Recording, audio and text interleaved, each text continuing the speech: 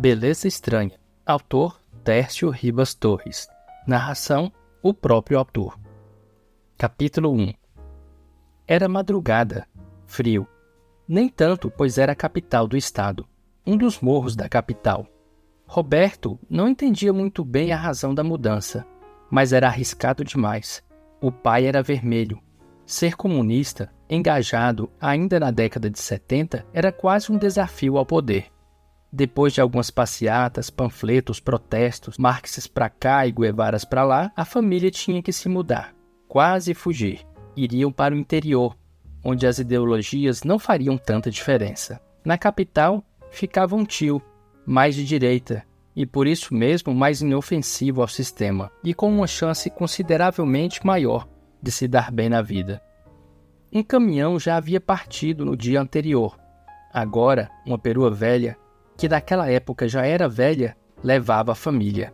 Pai, mãe, um irmão e uma irmã do primeiro casamento do pai, o menino e um irmão do segundo casamento. Roberto tinha apenas 6 anos. O pai ouvia cantores boêmios, de vez em quando até arriscava algumas notas num violão que tinha, torcia pelo time da Estrela Solitária e condenava o refrigerante vermelho, símbolo mor do capitalismo. "O capitalismo vai comer até a água, filho", dizia em tom profético.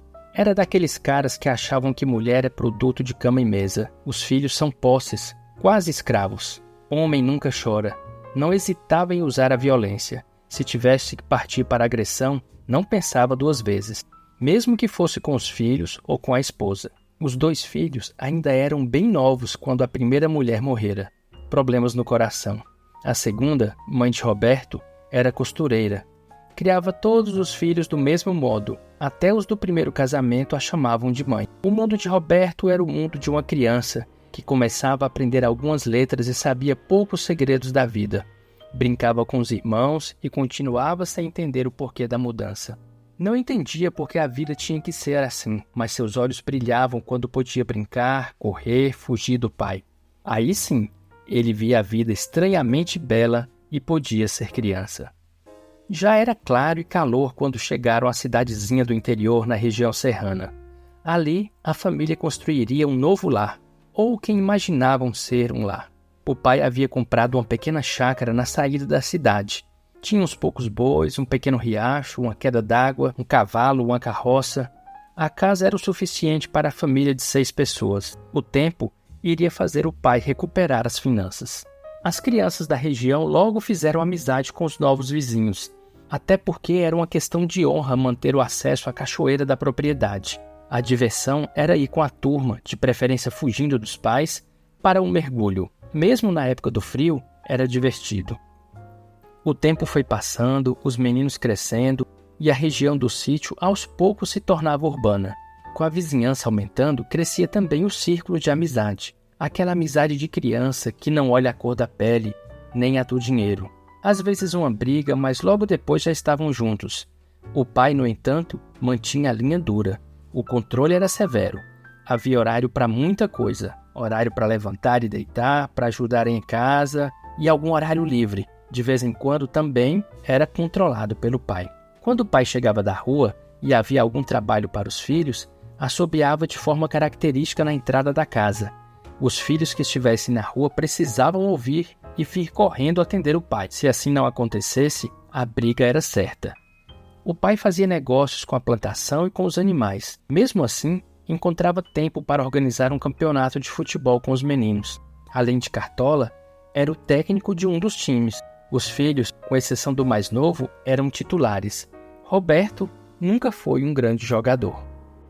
Como técnico na beira do campo de terra batida, destes que existem em qualquer cidade do interior, o pai gritava com todos e berrava com Roberto. "Perna de pau, incompetente, pereba, marica", e não dispensava um palavrão. Aliás, palavrões eram termos recorrentes no vocabulário do pai. De cada 5 palavras, 4 eram xingamentos. Roberto mal sabia ler e não entendia por que deveria ser bom jogador se era algo de que ele nem gostava muito. Por que alguém tem que ser algo mesmo sem gostar? Por que os outros meninos deveriam servir de referência? Aliás, porque tanto menino e uma bola só, vários jogos e o técnico pai tentava várias posições. Na zaga e no ataque era um sofrimento. E no gol nem se fala. Roberto estava começando a frequentar a escola. Com a desculpa de fazer tarefas e dedicar-se à leitura, começou a evitar os jogos organizados pelo pai. Em sua inocência infantil, dizia que tinha que estudar e não poderia ir ao jogo. Meio a contragosto, o pai foi deixando. O irmão mais novo tomou o lugar de Roberto no time. Roberto ficava em casa, protegido pela mãe. Com isso, foi aprendendo algumas coisas que os meninos não costumam fazer. Aprendeu a fazer café e o almoço. Antes, já sabia limpar e arrumar a casa, pois eram atividades que o pai impunha aos filhos homens. O pai entendia que a rigidez na criação fazia parte do cumprimento do seu papel, pretensão de educador. Ensinou os 2 filhos, primeiros, a ler antes de os meninos irem para a escola. Faria o mesmo com Roberto. Técnica da dor. Jornal aberto sobre a mesa. Vem cá, filho. O menino chegava já com receio. Mais temor do que respeito. Perdia a vontade de aprender. O pai tirava o cinto e colocava paralelo ao jornal. A mesa ficava elegante. Papel e couro. Senta aí, lê para mim. Primeira página, primeira manchete, primeira palavra saiu. Na segunda, gaguejou. Anda, lê direito. A palavra não saía. O estalo do cinto atingia o braço do menino. Mais choro do que fala. O pai ficava esperando sair a frase completa. A mãe ouvia na cozinha e não dizia nada. Sentia apenas. Sentia pena. Sentia-se apenas impotente ao perceber a cena. Anda, estou esperando. Ao menos este parágrafo. Anda, menino. Roberto controlou o choro, tropeçou em algumas palavras, mas conseguiu uma frase completa. Dessa vez passa, mas da próxima vou estalar o cinto 2 vezes em seu braço para você aprender. Filho meu não é burro não, viu, moleque? Roberto saiu da mesa, indignação grande no coração pequeno. Os porquês invadiam sua alma. Dava vontade de nem ler, de sumir, de não ter ninguém, de não ser ninguém. Na escola primária, Roberto tinha um colega mais velho, bem maior que os outros meninos da turma. Seu nome já era no aumentativo. Por ser maior, era o mais temido. Lei da selva adaptada a uma escola de crianças. O meninão corria atrás dos outros colegas, pegava as meninas no colo, era o que mais mandava no futebol, frequente na sala da diretora, era o terror.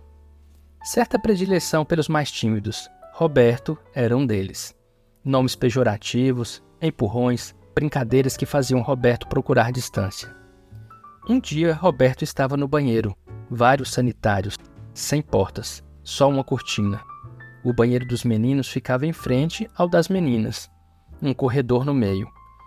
O colega indesejado percebeu que Roberto entrava para o seu momento mais íntimo.